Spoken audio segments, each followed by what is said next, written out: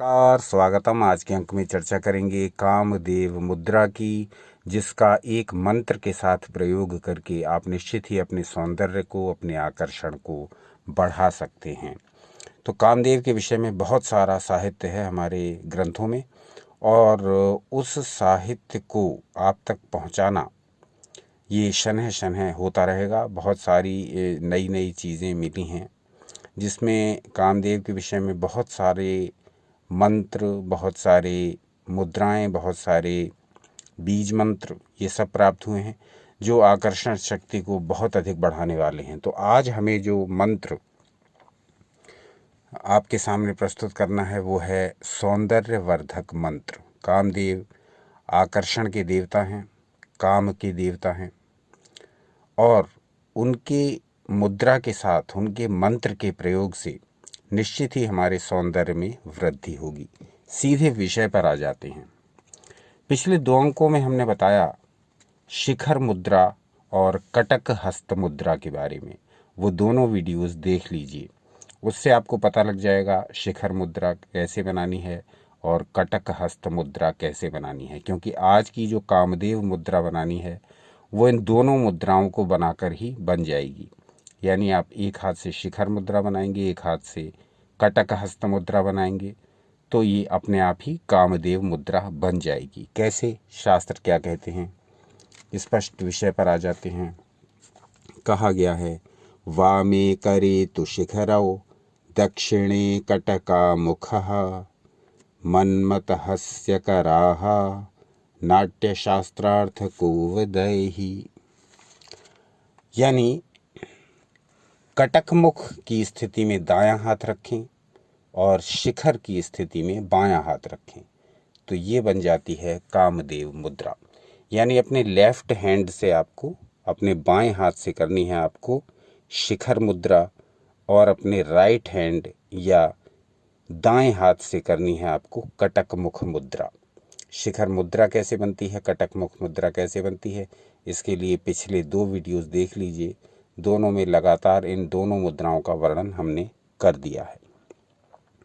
तो सीधे उन्हीं वीडियोस को देख करके इस मुद्रा को इस प्रकार बना सकते हैं। इस मुद्रा में अपने दोनों हाथों को ला करके, यानी दाएं हाथ को कटक मुख मुद्रा में और बाएं हाथ को शिखर मुद्रा में ला करके अपने हार्ट के समीप रखिए, अपने अनाहत चक्र के पास रखिए। इस प्रकार, इस स्थिति में जैसा चित्र में दर्शाया गया है। मुद्रा बनानी वैसे ही है, किसी भी आसन में बैठ जाएं। यदि कोई आसन न बनता हो तो सुखासन में बैठ जाएं, उसमें भी परेशानी हो तो किसी चेयर पर बैठ जाएं, रीढ़ की हड्डी को सीधा रखते हुए और श्वासों को ऑब्जर्व करते हुए। सांस कैसे अंदर आ रही है, कैसे बाहर जा रही है। जब चित्त शांत हो जाए तभी इस मुद्रा को लगा लें। इस मुद्रा को लगाने के पश्चात भी श्वासों पर ध्यान दें। जब श्वास भीतर आ रही है उसको रोक लें, यथाशक्ति रोके रखें, फिर धीरे धीरे छोड़ दें।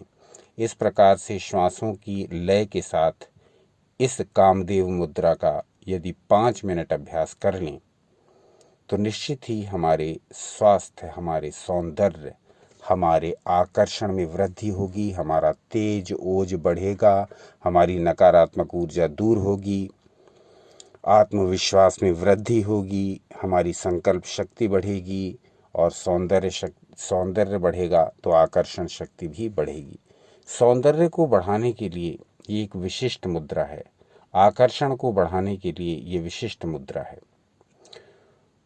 कामदेव के बारे में बहुत सारी भ्रांतियां हैं, और कामदेव को इस प्रकार से हमारे यहाँ इमेजिन किया जाता है कि जैसे ये मात्र विपरीत लिंगी के प्रति आकर्षण या विपरीत लिंगी के प्रति संबंध का ही प्रतिनिधित्व करने वाले देवता हैं।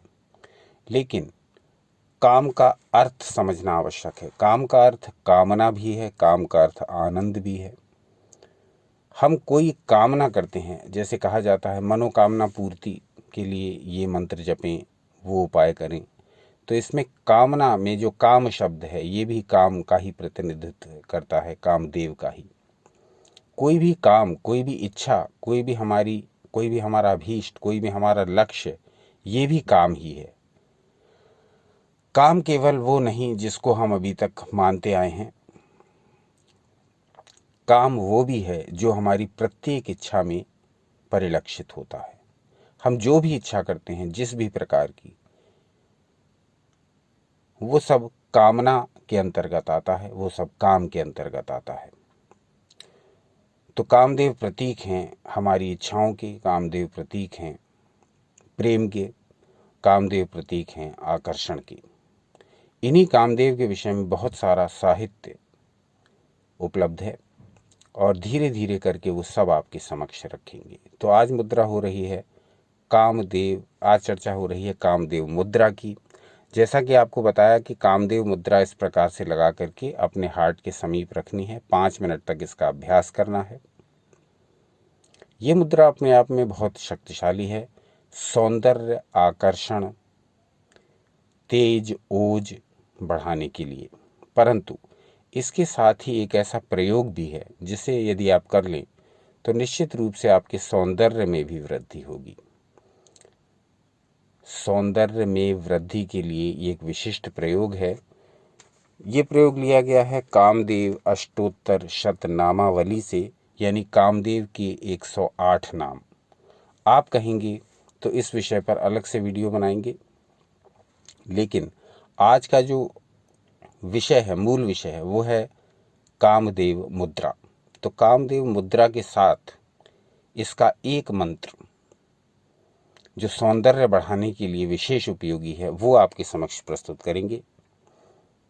तो जो लोग अपने आकर्षण की वृद्धि चाहते हैं, अपने तेज की वृद्धि चाहते हैं, जो लोग अपनी संकल्प शक्ति, अपने आत्मविश्वास को बढ़ाना चाहते हैं, जो लोग अपनी मोहन शक्ति, दूसरों को प्रभावित करने की शक्ति बढ़ाना चाहते हैं, वो इस मुद्रा को ऐसे ही करें जैसे बताया गया है। एक हाथ से कटकहस्त मुद्रा, दूसरे हाथ से शिखर मुद्रा। लेकिन जो लोग अपने सौंदर्य की भी वृद्धि चाहते हैं, विशेष रूप से वो चाहते हैं हम अधिक सुंदर दिखें, या हमारी सुंदरता में 4 चांद लग जाएं, या हमारी सुंदरता की अभिवृद्धि होती रहे, हमारी सुंदरता दिन प्रतिदिन बढ़ती रहे, तो वो इस मंत्र का प्रयोग कर सकते हैं जो आपकी स्क्रीन पर प्रदर्शित हो रहा है। ये लिया गया है कामदेव अष्टोत्तर शतनामावली से, और इस मंत्र को आप मुद्रा लगाते समय भी जप सकते हैं और मुद्रा समाप्त होने के बाद भी जप सकते हैं। तो मंत्र है ओम मम सौंदर्ये नमः, ओम मम सौंदर्ये नमः। कोई कठिन मंत्र है नहीं, बहुत विशिष्ट क्लिष्ट प्रकार के शब्दों का प्रयोग इसमें नहीं किया गया है। कोई भी इसको बहुत इजीली चैंट कर सकता है। कहा गया है ओम मम सौंदर्ये नमः, ओम मम सौंदर्ये नमः। इसमें अपने सौंदर्य को नमस्कार किया गया है, अपने सौंदर्य को प्रणाम किया गया है। ये कामदेव की सहायता से अत्यधिक शक्तिशाली मंत्र बन जाता है, क्योंकि ये उन्हीं की स्तुति से लिया गया है। श्री कामदेव अष्टोत्तर शतनामावली का ये एक बड़ा दुर्लभ प्रयोग है, और ये उन सभी को करना चाहिए जो अपने सौंदर्य की वृद्धि चाहते हैं। और यदि वो इसे कामदेव मुद्रा के साथ करेंगे तो ये कई गुना प्रभावशाली हो जाता है। आज का अंक यहीं तक।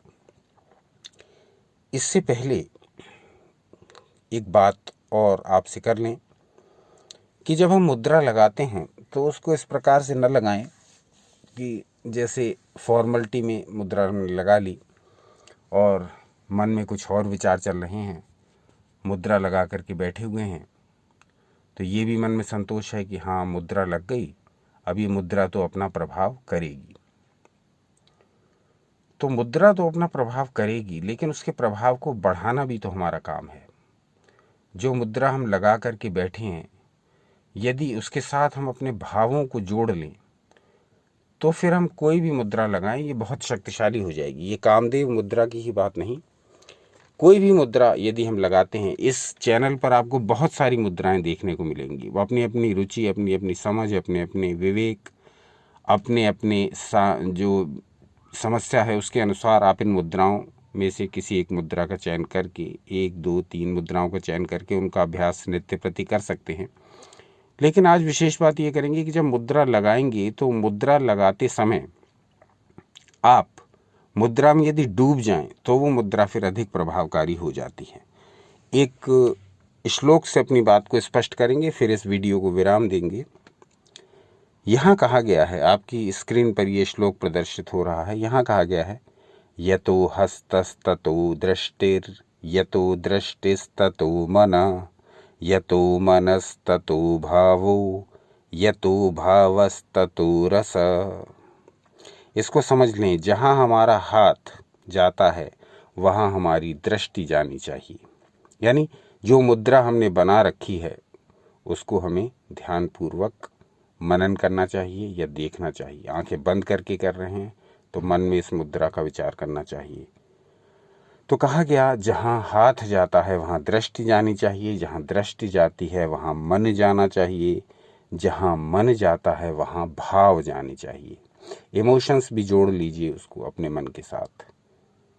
जो मुद्रा कर रहे हैं उसमें डूबिए, किस लिए हम ये मुद्रा कर रहे हैं, और ये मुद्रा जो हम कर रहे हैं वो जो रिजल्ट्स उत्पन्न करेगी वो निश्चित ही करेगी। ऐसे भाव रखते हुए मुद्रा करनी है। यतो भावस्ततो रसा, जैसे भाव होंगे वैसा ही रस उत्पन्न होना चाहिए। तो शरीर में और मन में परिवर्तन आने लगते हैं मुद्राओं के निरंतर अभ्यास से, यदि मुद्राओं को किया जाएगा प्रॉपर तरीके से, जैसा इस श्लोक में भी कह दिया गया, यतो हस्तस्ततो दृष्टिर यतो दृष्टिस्ततो मन यतो मनस्ततो भावो यतो भावस्ततो रसा। जहाँ हाथ है वहाँ दृष्टि होनी चाहिए, जहाँ दृष्टि है वहाँ मन होना चाहिए, जहाँ मन है वहाँ भाव होने चाहिए, और जहाँ भाव होगा वहाँ रस तो फिर प्रकट होगा ही, रस तो प्रकट होंगे ही। तो अपने जीवन में रस भर लीजिए, मुद्राओं का अभ्यास कर लीजिए, सनातन शास्त्रों का श्रवण मनन पठन कर लीजिए, क्योंकि ये सब आपके ही हित में है। आधुनिक युग तो हमें कहाँ कहाँ भटकाए जा रहा है। सनातन शास्त्र हमारी शरण स्थली हैं। अपना अमूल्य समय हमें देने के लिए धन्यवाद। सनातन शास्त्रों से जुड़े रहें, सदा आनंदित रहें।